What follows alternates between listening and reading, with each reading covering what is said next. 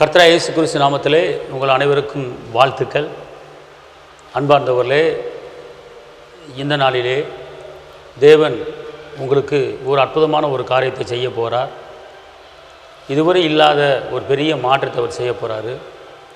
இன்றைக்கி ஆவியானவர் உங்களுக்கு சொல்லுகிற ஒரு காரியம் என்னன்னு கேட்டிங்கன்னா, நாகும் 1:15 துஷ்டன் இனி உன் வழியாய் கடந்து வருவதில்லை, அவன் முழுவதும் சங்கரிக்கப்பட்டான்.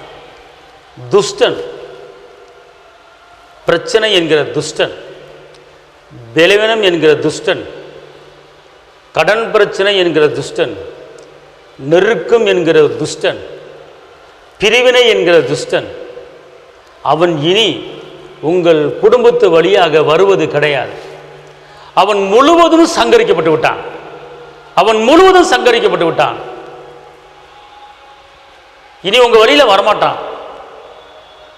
இந்த புதிய நாளிலே பரிசுத்த ஆவியானவர் உங்களோடு சொல்லுகிறார், இன்னைக்கு எந்த பிரச்சனையும் உங்களுக்கு நீ வரப்போவது கிடையாது.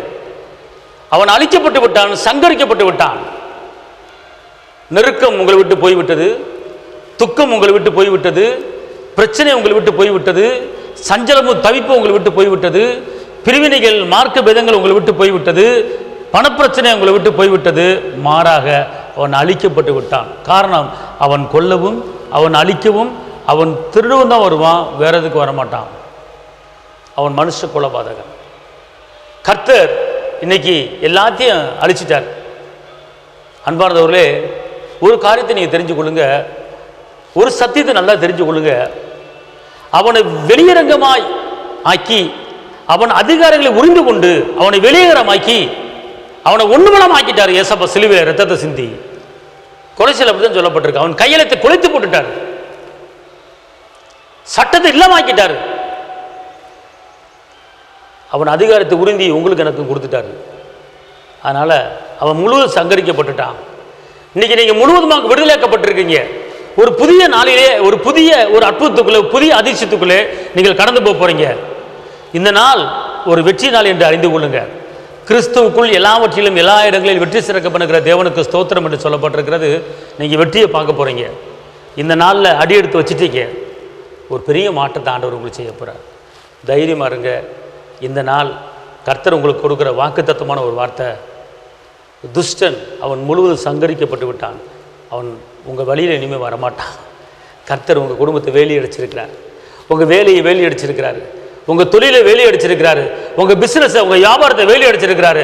துஷ்டன் இனி வரப்போவது கிடையாது, எந்த நஷ்டமும் உங்களுக்கு வராது. நீங்கள் இழந்ததெல்லாம் திரும்ப பெற போகிறீங்க.